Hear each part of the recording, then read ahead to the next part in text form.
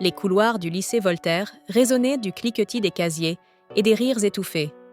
Anya Dubois, une nouvelle élève aux cheveux châtains et aux yeux noisettes, se frayait un chemin timidement à travers la foule. Son cartable, trop grand pour elle, semblait peser sur ses épaules frêles. Elle cherchait son casier, un petit bout de papier froissé serré dans sa main tremblante. À chaque pas, elle sentait les regards se poser sur elle, inquisitifs puis moqueurs. Les chuchotements, d'abord discrets, se transformaient en ricanements ouverts. Anya rougissait, les joues brûlantes.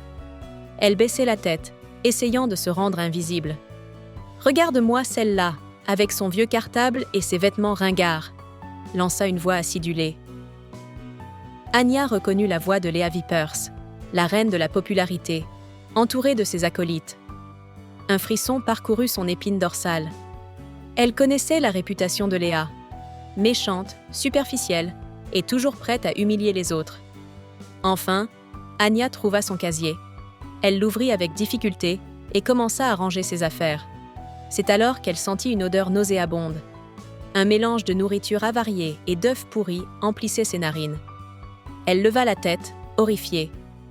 Quelqu'un avait glissé un œuf pourri dans son casier. Les rires éclatèrent à nouveau. Anya se précipita aux toilettes pour se laver les mains, mais l'odeur persistait, collée à sa peau comme une malédiction. Elle se regarda dans le miroir. Ses yeux étaient rougis, son visage était pâle. Elle se sentait sale, impure. Les mots de Léa résonnèrent dans sa tête. « Tu pues, Anya !» Elle s'assit sur les toilettes, les genoux serrés contre sa poitrine, et éclata en sanglots. Elle se sentait seule, incomprise, rejetée. Pourquoi était-ce toujours elle qui devait être la cible des moqueries? Elle avait juste envie de disparaître, de se fondre dans le décor. Les jours qui suivirent l'incident de l'œuf pourri furent un calvaire pour Anya. Le lycée, autrefois un lieu où elle espérait se faire des amis, était devenu un champ de mines émotionnel. Chaque regard, chaque murmure lui semblait être une nouvelle attaque. Elle évitait les couloirs fréquentés, préférant se réfugier dans les toilettes ou la bibliothèque, des endroits où elle pouvait être seule avec ses pensées. Benjamin, qui avait été témoin de la scène, tentait de l'approcher, mais Anya le repoussait. Elle avait peur d'être encore plus humiliée. Elle se disait qu'il valait mieux être seule que d'être constamment rejetée. Un soir, dans sa chambre, Anya regardait les photos de famille accrochées au mur. Elle se souvenait de son enfance, d'une époque où elle était insouciante et heureuse.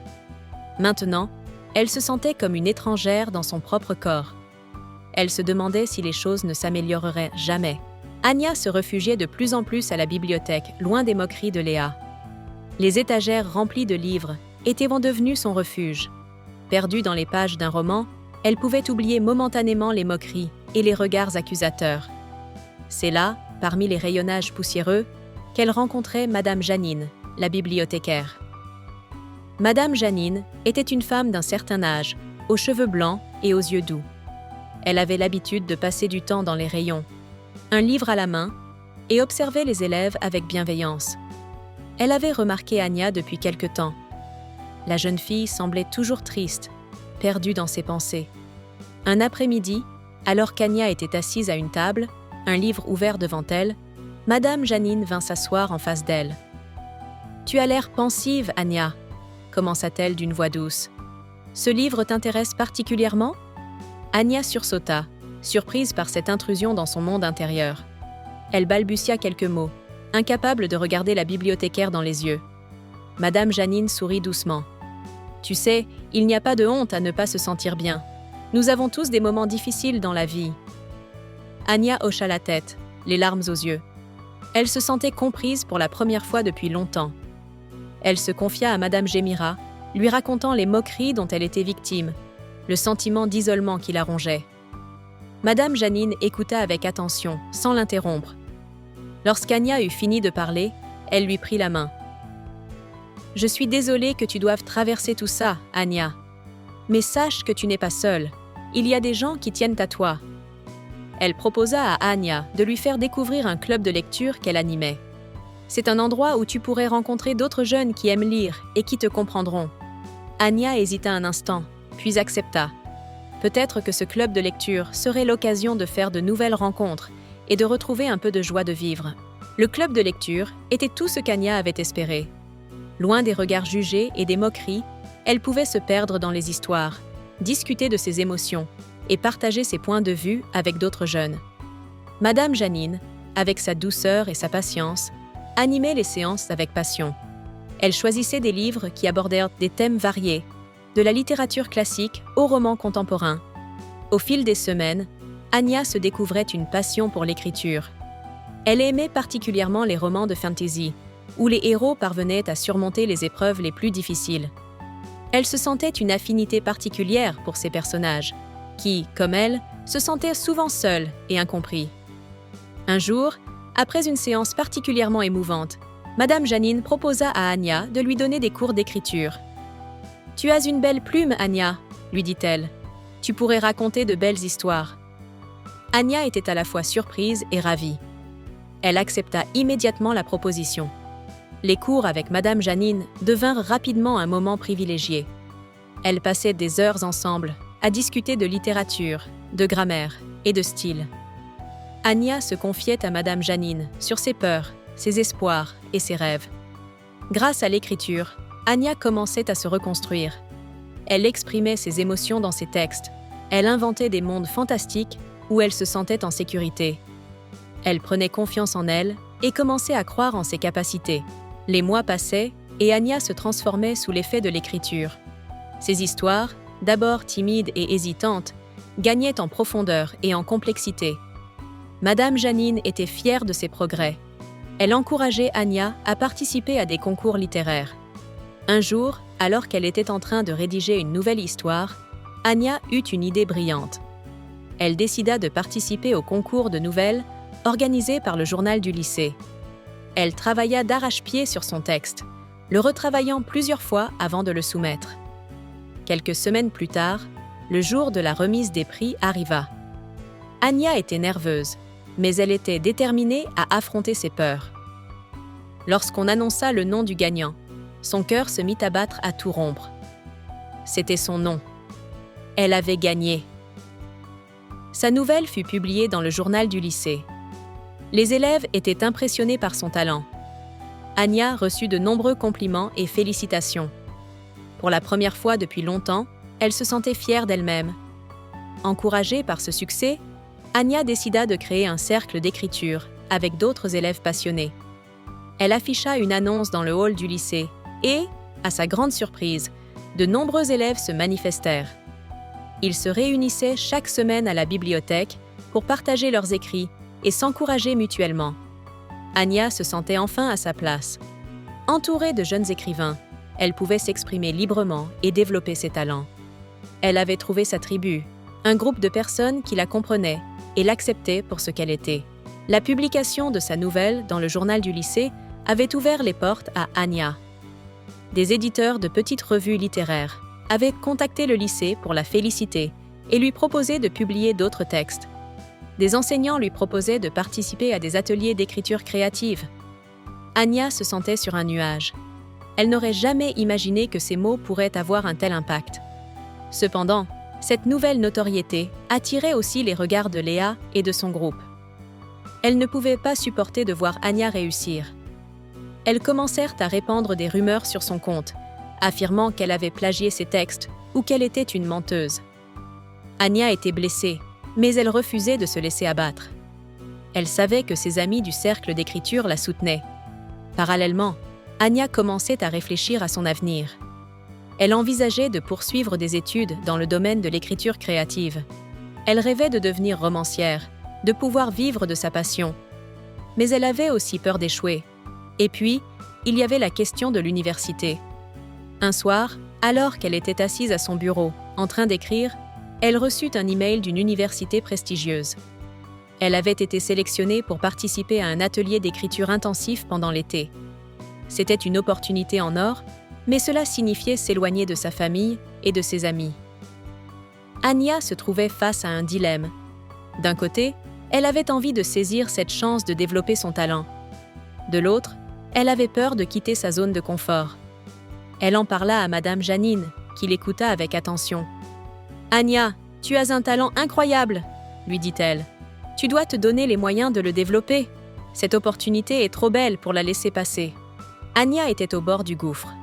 L'opportunité de participer à cet atelier d'écriture intensif était incroyable, mais elle avait peur de quitter sa zone de confort.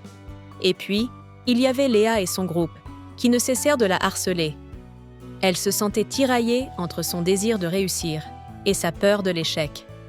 Un soir, alors qu'elle se promenait seule dans le parc, elle croisa Léa et ses amis. Elles l'entourèrent, leurs regards mauvais. « Alors, la petite écrivaine, tu crois que tu es mieux que nous ?»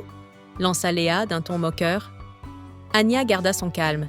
« Je ne cherche pas à être meilleure que qui que ce soit, » répondit-elle d'une voix ferme. « Je fais simplement ce que j'aime. » Léa ricana. « Ouais, et tu crois que ça va durer ? Tu vas vite retomber sur terre ?» Anya se redressa. « Peut-être, mais au moins, j'aurais essayé. » Elle s'éloigna de Léa et de ses amis, le cœur battant. Elle avait enfin réussi à tenir tête à Léa, mais elle savait que ce n'était pas fini. De retour chez elle, Anya prit sa décision. Elle allait participer à l'atelier d'écriture intensif. Elle avait besoin de ce nouveau départ, de ce défi. Elle savait que ce serait difficile, mais elle était prête à tout donner. Quelques semaines plus tard, Anya quittait sa ville natale pour rejoindre l'université. Elle était excitée à l'idée de rencontrer de nouveaux écrivains, de découvrir de nouvelles techniques et de se surpasser. Lors de son premier cours, elle se sentit un peu perdue. Tous ses étudiants étaient passionnés et talentueux, mais elle se rappela les conseils de Madame Dubois et elle se mit à écrire. Les mots coulèrent de sa plume et elle se sentait enfin chez elle. Pendant les vacances, Anya retourna dans sa ville natale. Elle avait hâte de revoir ses amis du cercle d'écriture et de partager ses nouvelles expériences avec eux. Mais elle savait aussi qu'elle devait affronter Léa une dernière fois. Elle retrouva Léa et ses amis au centre commercial. Cette fois-ci, Anya ne se laissa pas intimider. Elle regarda Léa droit dans les yeux et lui dit « Je suis heureuse. Et toi, tu vas rester coincée ici, à critiquer les autres. Mais moi, je vais continuer à écrire et à réaliser mes rêves. » Léa resta bouche bée. Elle n'avait pas prévu cette réaction. Anya avait gagné. Les années passèrent, et Anya s'épanouit dans son université. Elle rencontra des écrivains talentueux qui devinrent ses amis et ses mentors. Leurs échanges l'aidèrent à affiner son style et à développer sa propre voix. Pendant ses études, Anya continua d'écrire. Elle travailla sur un roman, une histoire qu'elle avait commencé à écrire pendant le lycée. Elle y mettait tout son cœur et toute son âme. Lorsque le manuscrit fut terminé, elle le soumit à plusieurs maisons d'édition. Après quelques mois d'attente angoissante, elle reçut enfin une réponse positive. Un petit éditeur indépendant était intéressé par son roman et souhaitait le publier. Anya était au 7e ciel. Elle ne pouvait pas croire que son rêve allait enfin se réaliser. La sortie de son roman fut un grand moment pour Anya. Elle organisa une soirée de lancement, à laquelle elle invita tous ses amis et sa famille. C'était une soirée magique, remplie d'émotions et de joie. Anya continua à écrire et à publier. Elle donna des lectures dans des librairies et des festivals littéraires. Elle devint une figure incontournable de la scène littéraire. Elle ne perdit jamais contact avec ses amis du cercle d'écriture. Ils se réunissaient régulièrement, soit en personne, soit en ligne, pour discuter de leurs projets et s'encourager mutuellement. Ils étaient comme une famille pour elle. Un soir, lors d'un dîner avec ses amis, Anya évoqua l'idée d'organiser un atelier d'écriture pour les jeunes. Elle voulait transmettre sa passion et aider d'autres jeunes à trouver leur voie. Ses amis l'encouragèrent dans cette démarche. Quelques mois plus tard, le premier atelier d'écriture d'Anya ouvrit ses portes. Elle était entourée de jeunes écrivains pleins d'espoir, tout comme elle l'avait été quelques années auparavant. Elle se sentait accomplie et heureuse. Des années plus tard, Anya était devenue une autrice reconnue sur la scène littéraire. Ses romans étaient traduits dans plusieurs langues, et elle voyageait à travers le monde pour rencontrer ses lecteurs. Mais malgré sa célébrité, elle n'avait jamais oublié ses racines. Un soir, lors d'un festival littéraire, Anya se retrouva à discuter avec un jeune auteur débutant. Elle y reconnut la même passion, la même vulnérabilité qu'elle avait eue à son âge. Elle se souvint de ses débuts, de ses doutes, et de tout ce qu'elle devait à Madame Janine. Déterminée à rendre l'appareil, Anya décida de créer une fondation pour soutenir les jeunes écrivains. Elle souhaitait offrir aux futurs talents les mêmes opportunités qu'elle avait eues. Le premier atelier d'écriture, organisé par sa fondation, fut un grand succès. Anya y revint souvent pour partager son expérience et encourager les jeunes auteurs.